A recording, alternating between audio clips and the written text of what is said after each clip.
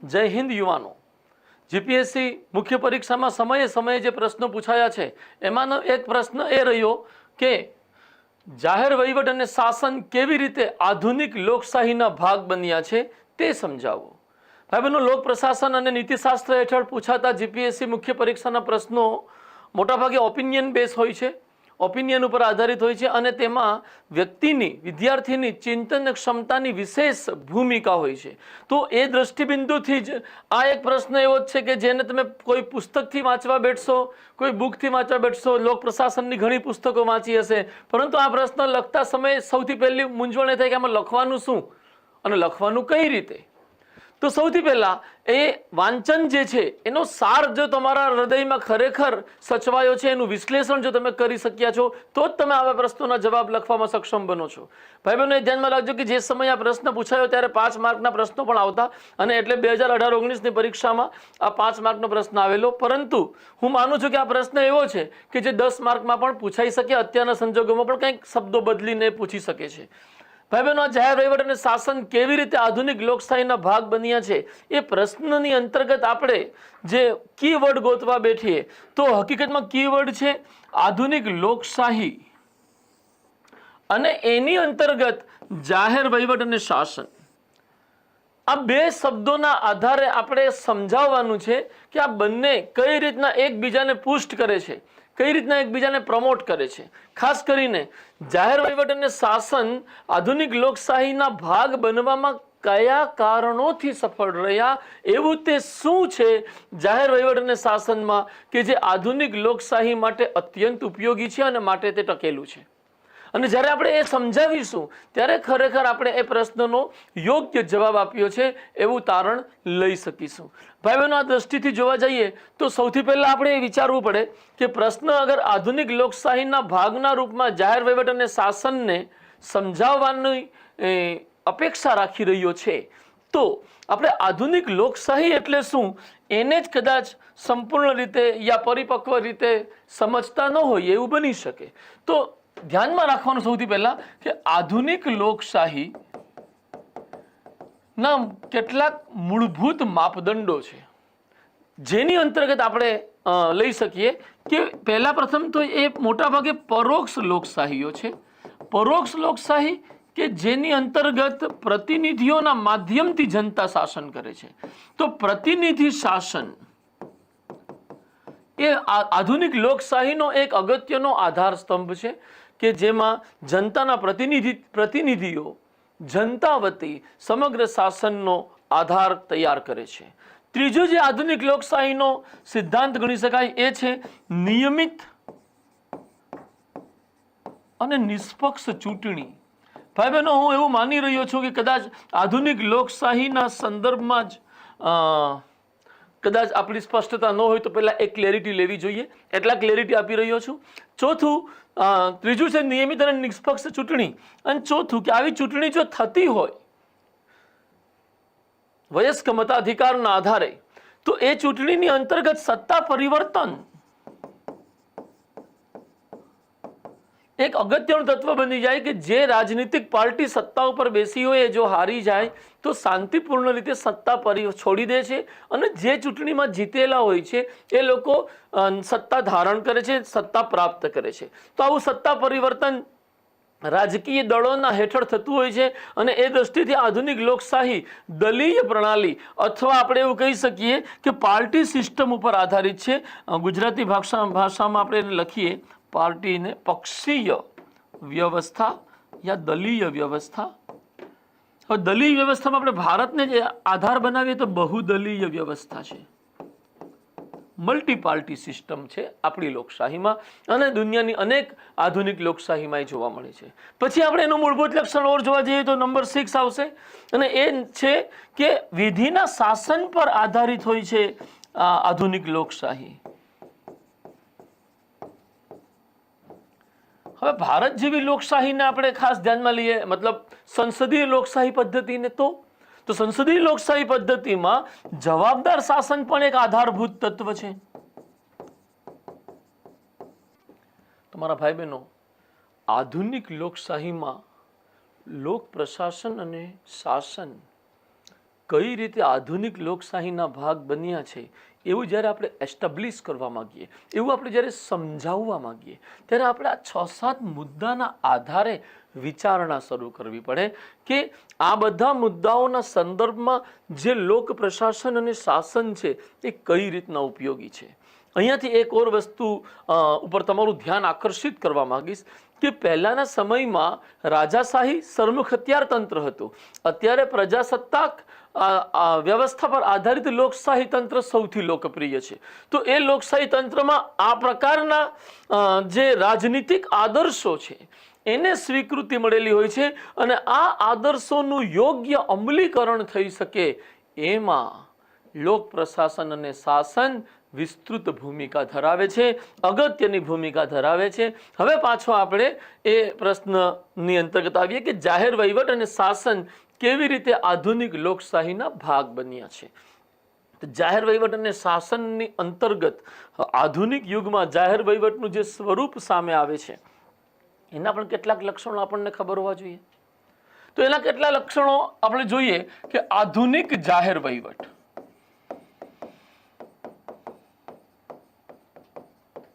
અને શાસન, that means governance ના મૂળભૂત લક્ષણો કયા કયા છે. તો ફર્સ્ટ ઓફ ઓલ એનું લક્ષણ છે કે એ અવૈયક્તિકતાના આધારે કામ કરે છે. ઇમ્પર્સનલ, અવૈયક્તિક, ક્ષમા કરજો શબ્દ, અવૈયક્તિકતાના આધારે કામ કરે છે, પહેલી વાત. બીજી વાત કે આધુનિક જાહેર વહીવટ અને શાસન તટસ્થતાના આધારે કાર્ય કરે છે. પોતાના જે પણ નીતિ અમલીકરણના કાર્યો હોય, જે જાહેર વહીવટનું કેન્દ્ર બિંદુ છે નીતિ અમલીકરણ, તો નીતિ અમલીકરણ કે કાયદાના અમલીકરણના કાર્યના સંદર્ભમાં આ જાહેર વહીવટ જે આધુનિક રૂપમાં સ્થાપિત છે, મેક્સ વેબર દ્વારા એસ્ટાબ્લિશ થયેલું છે, સૌથી પહેલા એમણે રજૂ કર્યું, એ તટસ્થતાથી કામ કરે છે. ત્રીજી વાત કે આ આધુનિક જાહેર વહીવટની અંતર્ગત લેખિત દસ્તાવેજના આધારે જ કાર્યવાહી થાય છે. લેખિત દસ્તાવેજના આધારે કાર્યવાહી થાય છે અને એની અંતર્ગત કોઈ પણ કાર્ય નિશ્ચિત પ્રક્રિયા હેઠળ સંપાદિત થશે અને આ તમામ પ્રક્રિયા જે કાયદામાં લખેલી હશે એ પ્રમાણેની જ અમલમાં મુકાશે અને એ જ્યારે અમલમાં મુકાશે તો એને લેખિત દસ્તાવેજના માધ્યમથી જ પુષ્ટ કરવામાં આવશે, પૂર્ણ કરવામાં આવશે. ભાઈ બહેનો, આવા અમુક લક્ષણો જે આધુનિક જાહેર વહીવટ અને શાસનથી જોડાયેલા છે, જે લોક પ્રશાસનમાં, જે વર્તમાન લોક પ્રશાસનને આધુનિક લોકશાહીથી અનુકૂળ બનાવે છે. નંબર 4 આપણે આ સંદર્ભમાં લેવા જઈએ તો વ્યક્તિગત હિત અને જાહેર હિત વચ્ચે સ્પષ્ટ અંતર. કોઈ વ્યક્તિ જે હોદ્દા ઉપર અધિકારીના રૂપમાં બેઠો છે એ વ્યક્તિના વ્યક્તિગત હિત અને એ જે હોદ્દા ઉપર બેઠો છે એ સંગઠનના હિતમાં સ્પષ્ટ અંતર છે. અને આ અંતરથી એ સ્પષ્ટ થઈ શકે છે કે જે અધિકારી બેઠો છે એનું જાહેર હિતના સંબંધમાં ખરેખર શું મહત્વ છે, શું જવાબદારી છે. તો ભાઈ બહેનો, આ પ્રકારના જે લક્ષણો છે, આવા અનેક અન્ય લક્ષણો છે. હું પ્રશ્નની મર્યાદામાં રહીને આ વાતો તમારી સમક્ષ રજૂ કરી રહ્યો છું. તો આ બંને માપદંડ, એક આધુનિક લોકશાહીના આ 6-7 માપદંડ અને બીજું કે આધુનિક જાહેર વહીવટ અને શાસનના આ જે માપદંડ છે, એ બંનેને સાથે રાખી અને આપણે આ જવાબ લખવો જોઈએ. એક ચીજ ભારતના પર્ટિક્યુલર ભારતને જ આપણે ધ્યાનમાં રાખીએ કે જ્યાં બંધારણ દ્વારા એક કલ્યાણલક્ષી રાજ્યની સ્થાપના થયેલી છે, તો એ ભારતના બંધારણને જ જો આપણે ધ્યાનમાં રાખીએ તો અહીંયા આપણે એક વસ્તુ લખવી પડે કે પ્રતિભાવિત વહીવટી વ્યવસ્થા.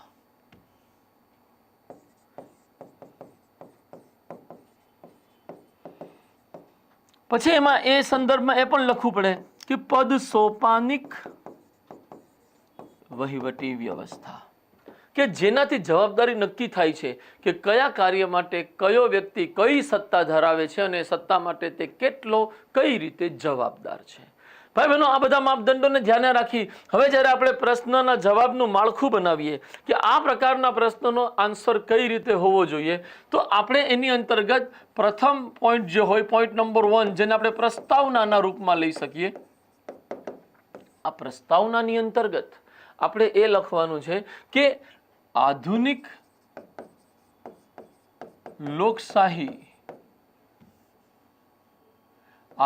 લોકશાહી કયા આદર્શો ઉપર ભાર આપે છે? તો અહીંયા જે આપણે જે મુદ્દાઓ લખ્યા છે એમાંથી પ્રતિનિધિત્વ, સત્તા પરિવર્તન, ચૂંટણી, બહુદલીય વ્યવસ્થા, વિધિનું શાસન, આવા 4-5 શબ્દો આપણે પહેલા પેરેગ્રાફમાં જ રજૂ કરી દઈશું અને આધુનિક લોકશાહીના આદર્શો સાથે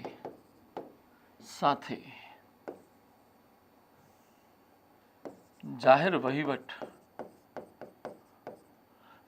વહીવટનું સમન્વિત થવું, એ વાત આપણે અહીંયા પહેલા પેરેગ્રાફમાં સમજાવીશું કે આવા એક એક્ઝામ્પલ હું સેન્ટેન્સ આપણે લખવા માંગીએ તો કઈ રીતના લખી શકીએ કે આધુનિક લોકશાહી નિષ્પક્ષ અને નિયમિત ચૂંટણી, પ્રતિનિધિ શાસન, વિધિનું શાસન તથા ચૂંટણી આધારિત સત્તા પરિવર્તનના આદર્શો ધરાવે છે અને આવા તમામ આદર્શોની પ્રાપ્તિમાં આધુનિક યુગમાં લોક પ્રશાસન એટલે કે જાહેર વહીવટ અને શાસન સહાયક સાબિત થયા છે અને ચૂંકી આ સહાયક છે અને લોકશાહીને પ્રોત્સાહન આપે છે માટે લોકશાહીના ભાગ બની ગયા છે. અહીંયા પહેલા પેરેગ્રાફની અંતર્ગત જ આપણે એવું બતાવી દેવું જોઈએ કે તમે કયા આદર્શોના સાપેક્ષમાં જાહેર વહીવટ અને શાસનની સાર્થકતા જુઓ છો લોકશાહીને સફળ રીતે અમલી બનાવવામાં. પછી બીજો પેરેગ્રાફ આપણે લેવો જોઈએ ભાઈ બહેનો કે લોકશાહીમાં સત્તા પરિવર્તન. અહીંયા તમારે લખવું છે કે આધુનિક યુગમાં ચૂંટણીના આધારે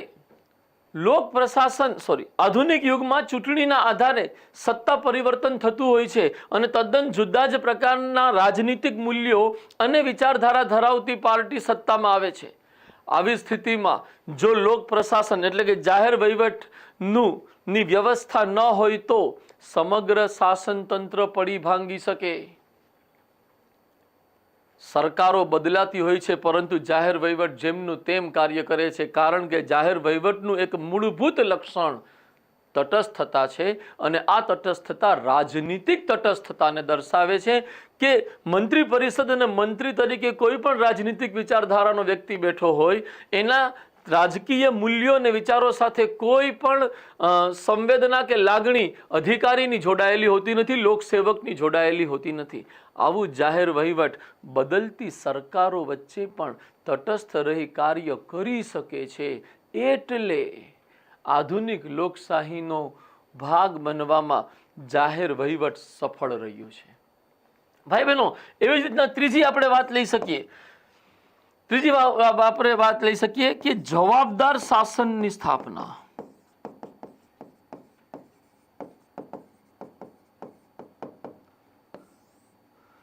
આની અંતર્ગત આપણે લઈ શકીએ કે આધુનિક જાહેર વહીવટ લેખિત દસ્તાવેજના આધારે તથા નિશ્ચિત પદ સોપાનિક માળખા હેઠળ કાર્ય કરે છે કે જેમાં સત્તા અને જવાબદારીનું સુસ્પષ્ટ અને ક્રમબદ્ધ વિભાજન થયેલું હોય છે. આવા પદ સોપાનિક માળખામાં કોઈ પણ કાર્યની જવાબદારી નક્કી થયેલી હોય છે અને એ જવાબદારીના આધારે જ કોઈ પણ કાર્ય જ્યારે યોગ્ય રીતે ન થાય તો નિશ્ચિત અધિકારીને જવાબદાર ઠેરવી શકાય છે. આધુનિક લોકશાહી જવાબદાર શાસન સ્થાપિત કરવા માંગે છે અને જાહેર વહીવટ પદ સોપાનિક માળખાના માધ્યમથી આ જવાબદારીને સુપરિભાષિત કરે છે. માટે આધુનિક લોકશાહીનો ભાગ બનવામાં લોક પ્રશાસન અને શાસનને વિશેષ સફળતા મળી છે અને વર્તમાન યુગમાં લોકશાહી અને જાહેર વહીવટ એક એકીકૃત વ્યવસ્થાના રૂપમાં દેખાય છે.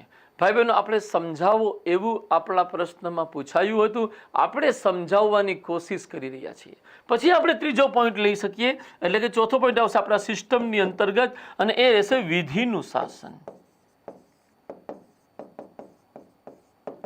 આપણે એની અંતર્ગત જે વ્યાખ્યા કરવી જોઈએ કે આધુનિક લોકશાહી વિધિના શાસનને આદર્શ બનાવી કાર્ય કરતી હોય છે જેમાં વિધિની સર્વોચ્ચતા ને સૌથી વધુ મહત્વ અપાય છે તથા મનસ્વીપણાની સંપૂર્ણ સમાપ્તિ કરવામાં આવે છે. મનસ્વીપણાની સમાપ્તિનો સંદર્ભ જાહેર વહીવટના મૂળભૂત સિદ્ધાંતો સાથે જોડાય છે કે જાહેર વહીવટની અંતર્ગત અધિકારીઓ નિયમો અને પ્રક્રિયાને આધીન રહીને જ તમામ વહીવટી કાર્યનું સંપાદન કરશે અને આ નિયમ પ્રક્રિયા આધારિત જાહેર વહીવટ લોકશાહીને સફળ રીતે અમલમાં મૂકવામાં સહાયક બને છે. આ કારણે જ આધુનિક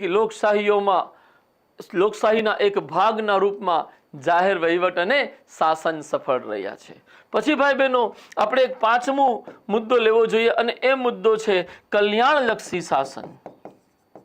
આ પર્ટિક્યુલરલી ભારતીય સંદર્ભ સાથે જોડીને લખવું જોઈએ આપણે કે ભારત જેવા દેશમાં બંધારણ દ્વારા કલ્યાણલક્ષી રાજ્યનો આદર્શ અપાયો છે અને આ આદર્શની સ્થાપનામાં જે મંત્રી પરિષદ નીતિ ઘડતર કરી રહી છે એ નીતિઓના સફળ અમલીકરણની જવાબદારી જાહેર વહીવટ ઉપર હોય છે. જાહેર વહીવટ વિકાસ યોજનાઓ અને કાર્યક્રમોનું સફળ અમલીકરણ કરી જન કલ્યાણને વ્યવહારમાં ચરિતાર્થ કરવાનો પ્રયત્ન કરે છે અને આવા પ્રયત્નમાં એક તટસ્થ, જવાબદાર અને નિયમો પર આધારિત જાહેર વહીવટ અત્યંત ઉપયોગી સાબિત થાય છે. આ કારણે પણ વર્તમાન આધુનિક લોકશાહીઓમાં જાહેર વહીવટ એક ભાગ બનીને દેખાય છે. મારા ભાઈ બહેનો, આ પ્રકારના મુદ્દાઓ રજૂ કર્યા પછી હું અત્યારે 200 શબ્દમાં જવાબ લખવાનો આવે તો કઈ રીતના આપણે લખવો જોઈએ એ મુદ્દાઓ ઉપર પ્રકાશ પાડી રહ્યો છું. એ રીતના પ્રકાશ પાડી રહ્યો છું. એના આધારે 6થો પોઈન્ટ આવે અને એની અંતર્ગત આપણે નિષ્કર્ષ લખવાનો આવે અને આ નિષ્કર્ષમાં એવું બતાવવાનું આવે ભાઈ બહેનો, આ નિષ્કર્ષમાં એવું બતાવવાનું આવે કે આધુનિક લોકશાહીની સફળતા જાહેર વહીવટની તટસ્થતા તેમજ જવાબદારી અને પદસોપાનથી સંભવિત બની છે. તેમ છતાં જન કલ્યાણના કાર્યોને સંપાદિત કરવામાં આ જાહેર વહીવટ ક્યારેક મર્યાદિત થતું દેખાય છે, ક્યારેક અનેક ખામીઓથી ગ્રસ્ત થયેલું દેખાય છે. આ કારણે જ હાલના વર્ષોમાં ખાનગીકરણ અને ઉદારીકરણ જેવી વિભાવનાઓને વધુ મહત્વ આપવામાં આવી રહ્યું છે કે જેની અંતર્ગત લોકશાહીને સફળ રીતે અમલમાં મૂકવાની સાથોસાથ જન કલ્યાણના લક્ષ્યોને પ્રાપ્ત કરવામાં પણ ખાનગી ક્ષેત્ર સહિત સમગ્ર ક્ષમતાઓનો લાભ લઈ શકાય. તો ભાઈ બહેનો, કંઈક આ પ્રકારે આપણે આ પ્રકારના માળખામાં આ જવાબ આપી શકીએ. હું ફરીથી એક વાત કહીશ કે આ ઓપિનિયન આધારિત પ્રશ્ન જેવો કંઈક પ્રશ્ન છે અને એની અંતર્ગત વ્યક્તિ પોતપોતાના માપદંડો અને રજૂઆતની પદ્ધતિમાં બદલાવ આવી શકે. જો મને આ જવાબ લખવાનું આવે તો હું કંઈક આવી રીતે જવાબ લખી શકું એ મેં મારો વિચાર રજૂ કર્યો છે અને આ વિચાર તમને પણ તમારા પ્રશ્ન અંગે વિચારણા કરવામાં અને તમારા મુદ્દાઓ બનાવવામાં સહાયક સાબિત થશે. ભાઈ બહેનો, આવા પ્રશ્નોના જવાબ જનરલી પુસ્તકોમાં મળતા નથી એટલે આ વિડીયોનું કેટલું મહત્વ છે એનો તમને અંદાજો આવી જતો હશે. તો જો ખરેખર આ વિડીયો તમને ઉપયોગી થતો હોય, તમારામાં ચિંતન પદ્ધતિ અને મૌલિકતાના વિકાસમાં આ વિડીયો સહાયક લાગતો હોય તો ભાઈ બહેનો પ્લીઝ આને લાઈક કરજો, આને શેર કરજો અને અમારા જે યુટ્યુબ ચેનલ છે એને સબસ્ક્રાઈબ કરજો. યુટ્યુબમાં જે બેલ આઇકન બટન છે એ દબાવવાનું ભૂલતા નહીં.